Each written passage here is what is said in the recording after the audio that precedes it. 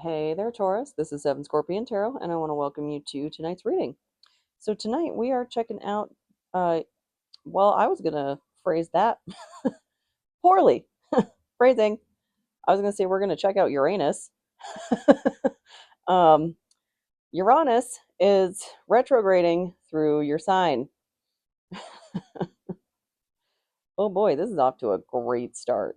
Uh, and the theme that I wanted to check out is belief changes within that. So, specifically, conventional wisdom. And because it's retrograding, I kind of interpreting that as it's turning conventional wisdom upside down. Like maybe it's shattering your perception of what you once believed.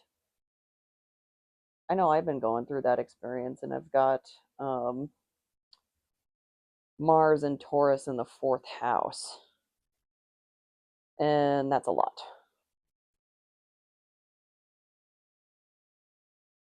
But in regards to conventional wisdom, one of the things I just talked about in Aries reading is reclaiming the part of my identity of being a witch. And one of the best interpretations I've heard of that is woman in total control of herself. And I'm really seeing a lot of like things I believed about myself or the way I was expected to be or the way I was expected to act crumble. Uh it's not like the first stage of it was kind of everything I held true, structures that I believed would support me when I needed them weren't there. And that was really hard. And it was really difficult to really realize just how, like, I cannot stand the way things are being run. Like, not not just within like the past couple of days with inaugurations and whatnot.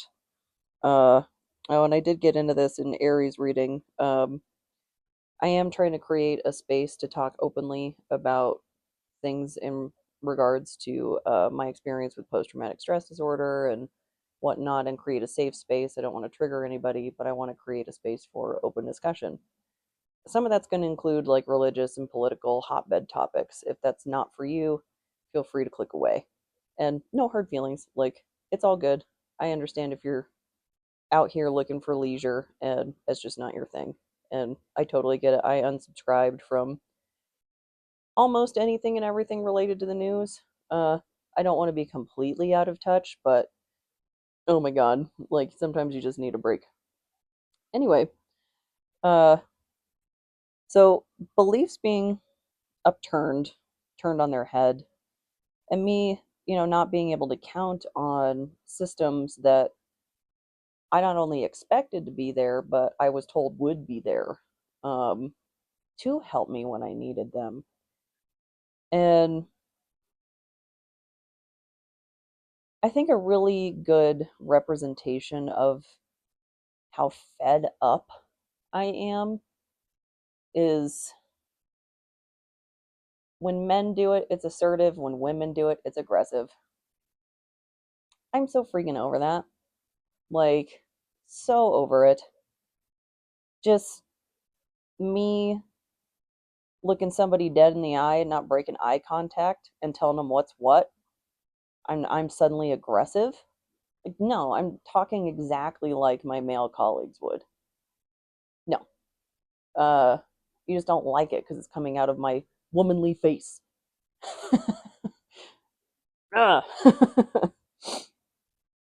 Tune in here for feminism. Um, and I think I'm in good company in tarot land uh for some feminism. And but in my home structure, I would see, and I would see just one of my parents, I'm not going to specify whom just for reasons. Um, I would see other women getting supported, like their voice getting supported. I would see events being attended to celebrate women and stand up for their rights and whatnot. And then when I was like, hey, what about me? What about my voice? What about my rights? It's like, no, those aren't for you. And like, what?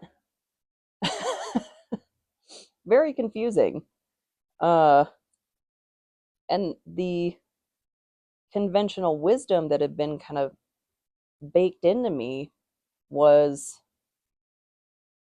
they know better than I do, that it was up to me to tolerate those things. And if I didn't, I'm bad. If I speak up about their actions being bad, I'm bad. And if I speak up about them treating me unfairly, I'm bad. Like, just really some like Twilight Zone stuff. Uh, there's a woman on TikTok that like knits really fast. I can't remember what her name is, but she's like an ex-army officer. She's like an expert on cults. And a lot of the stuff she was talking about, like behavioral patterns, were really helpful to me, which is unfortunate. Uh because it's a step above, well, it's kind of like a Venn diagram with some like narcissistic abusive stuff. Not trying to armchair anybody for sure. Uh but those behavioral patterns of like me being conditioned to just tolerate poor behavior and then get in trouble for speaking up about it or get criticized, like those nice little snide comments like, I'm not mad, I'm just disappointed. Okay, adults can deal with disappointment. Not my problem. Uh, wouldn't want to tarnish the family image or anything. Ugh, so much baked into there. But getting out of that family structure and going through therapy and really starting to broaden my horizons and seeing healthy people's reactions to my stories once I was no longer being shamed into silence was so eye-opening. Was like, it felt like getting out of a cult. Like I'm no longer drinking the Kool-Aid. Um, and some of that started as conventional wisdom of women should be well mannered, women should be well behaved, of but then I also had these like masculine expectations put on me of like being the full-time worker, of like I had two jobs in high school. Um and like, why why were my parental figures not stepping in and going like, "Hey, you need to be concentrating on school. What's going on? Like, why do you have two jobs?" Uh and conventional wisdom eventually led to me being parentified, of me stepping up as a parent because I was so mature when I had to pick up one of my parents from jail that I picked them up and I said, "Here's what's going to happen." I said, "I'm going to quit my job tomorrow because you can't afford a taxi service every day. There's absolutely no way. And I can't shoulder a mortgage. These are the bills I need you to pay." I was 17. I was 17 having this discussion with a parent that I just picked up from jail. Um, and then for months, I shouldered the burden of my parents' mistake that they did not adjust their schedule for that at all. I was getting up at 4 o'clock in the morning to take them to their side gig and then had to wait there and then take them to their day job, pick them up, take them back to another round of the side gig. Like,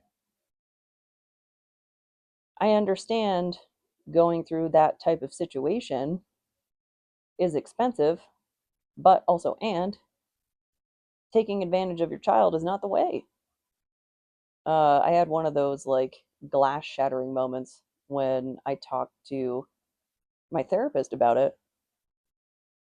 Her response when I told her, like, I stepped up in this and that way, her response was, your parent never stepped in and was like, this is my responsibility, not yours. And it was like the sound of glass shattering.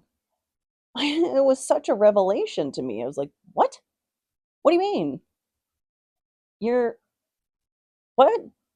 They're supposed to know that you're not supposed to treat children like that? Or they're their children? Like, I mean, I was almost technically an adult. Like, I had clearly been an adult for a while, but I couldn't believe it. I was absolutely floored by just such a simple sentence. And that was birthed out of conventional wisdom of step up for the family, be there for the family. Last time I checked, I'm part of the family too. Who was stepping up for me? Because the end result of that was I moved out a week after I turned 18, and it's been years since I estranged myself from my family. Who stepped up? It was me. I stepped up for myself. And that to me has very Taurian energy of like, fine, I'll do it myself, like one hoof in front of the other. So we'll do a self shadow and ego. See what maybe conventional wisdom might be getting turned on its head for you. And I'm hoping as I kind of modify my structure a little bit of how I'm doing these readings, I might be able to get a better read on other people if I just like kind of word vomit at the beginning, like get my nonsense out. Uh, so then I can kind of clear the channel. Because I do meditate before these, but kind of you have to work with the neurodiversity, not against the neurodiversity. I'm one of the more, oh, hey there, the world. But what I was about to say was one of the more interesting things I've heard about PTSD is that it's acquired neurodiversity because it modifies the way your brain works. So interesting. So the world in the self, the final card of the major arcana, and it's got a bull for Taurus. Um, so clearing out the BS is how I'm reading this. Uh, or cleared, like past tense. And now in the self, you have the crown, you are the realized self, you are individuated. And now we're going to see what the next stage has to offer. And this looks like laurels. I don't know if it's the same in the Rider Waite, actually.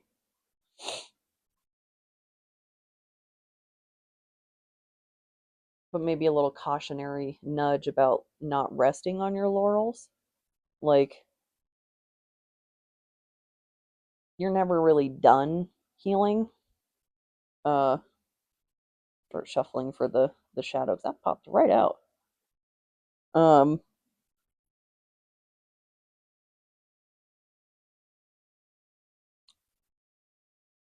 Lost my train of thought. The world and the self.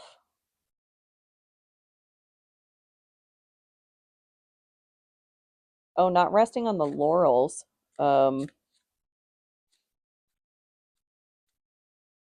Actually, kind of mimics what was brought up in Aries reading of you might be in like some sort of maintenance mode. Like you want to be maintaining those foundational pieces and still continue moving forward.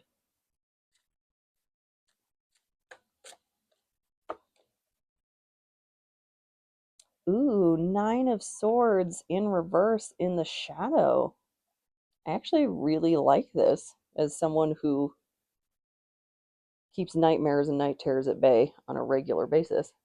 Uh, Having it this in the shadow, like it's a relief of nightmares.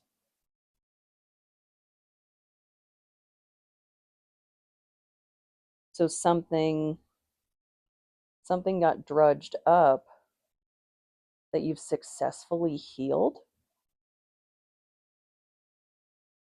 Why'd that sound like a question? What that something didn't feel right about that. Uh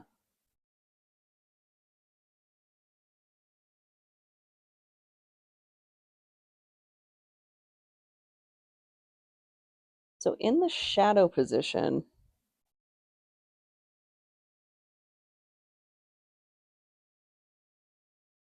maybe you're accepting your nightmares for what they are.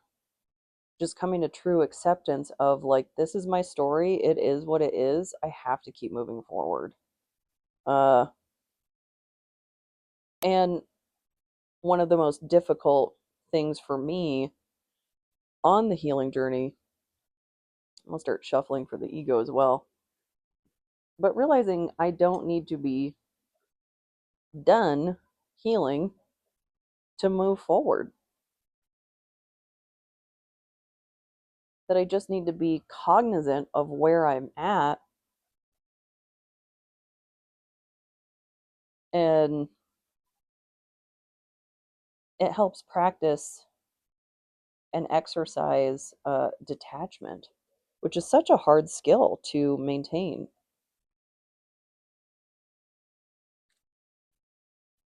Because because I've been on a really intense healing process like the past 5 years. It's been just crisis after crisis after crisis after crisis after crisis. So now that I'm out of crisis modes, uh, I have a lot of critical things I need to get to that have been on the back burner because I've been holding the, you know, globe above my head like Atlas, except it was on fire. Uh, so some things fell to the wayside. And that's going to be a lot of work for me. Wow. Four of Wands in the ego. These are coming out with really good energy. This one and Aries. So a homecoming in the ego, stepping into the self that was lost to trauma, or the self that was temporarily missing or misplaced. That was the word that I was looking for. The self that was misplaced, not lost. Uh,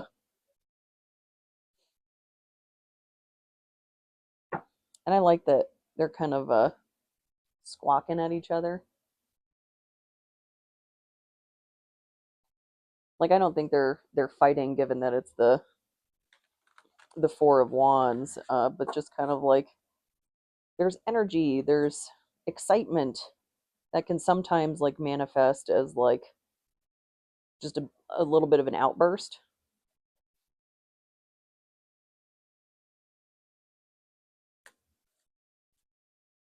And in the ego, so that would include the persona, the outer edge of the psyche.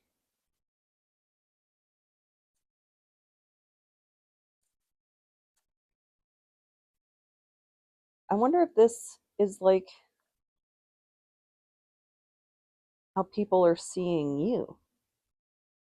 not how you're seeing yourself. So I feel like when we're doing really good work, when we're accomplishing stuff, we're generally the last ones to know about it.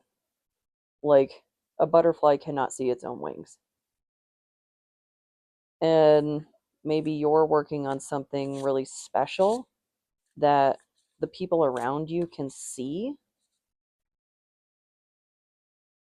and you know what you're working on, but maybe you don't know how special it is. Like it's kind of like when I'm training someone or kind of overseeing someone at work, and I can see how nervous they are or how much a mistake hurts them, whereas what I'm seeing is maybe how intelligently they're zipping around a problem or approaching it or thinking about it critically or creatively. Like I'm looking at it from more of the bird's eye view, where they're in tunnel vision.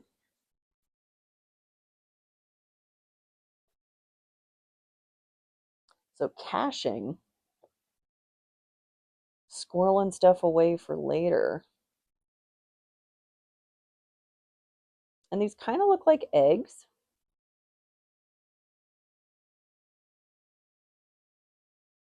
So you might be at the very beginning of some sort of endeavor following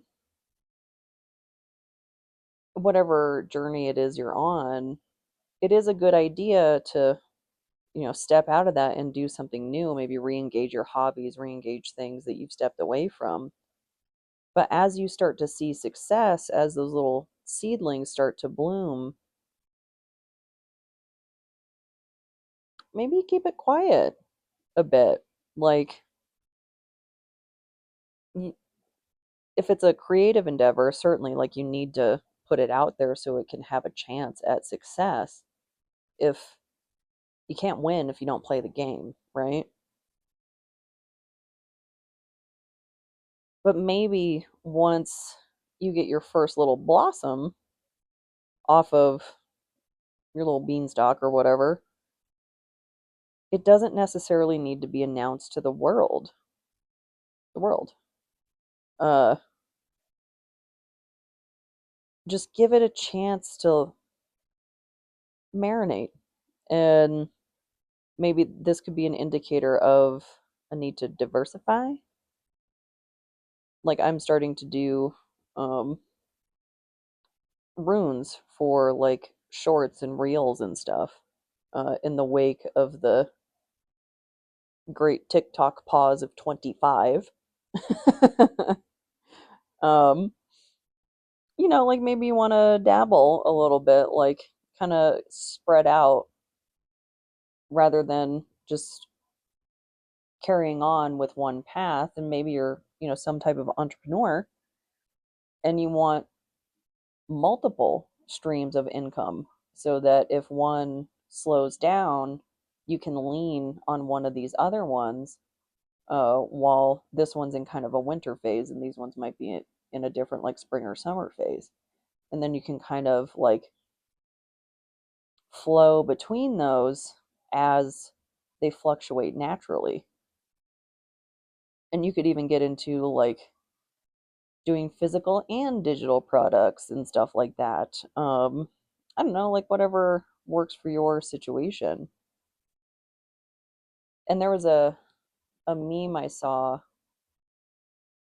that it said something like the best New Year's resolution that I've ever made was to not wait to use the thing. Like use the expensive perfume oil, uh, use the decorative candle, like whatever that thing is for you, you can't pin joy like a moth.